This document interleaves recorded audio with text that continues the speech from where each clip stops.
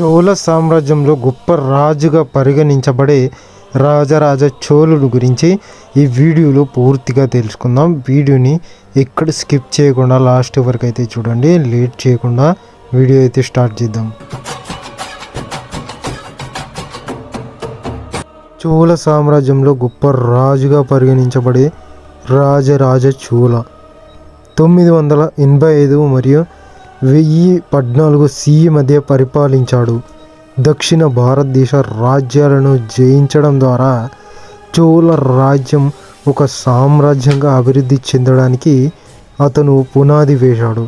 మరియు చోళ సామ్రాజ్యం దక్షిణాన శ్రీలంక వరకు మరియు ఈశాన్యాన కళింగ, ఒరిస్సా వరకు విస్తరించింది. ఉత్తరాన చాళుక్యులతో మరియు దక్షిణాన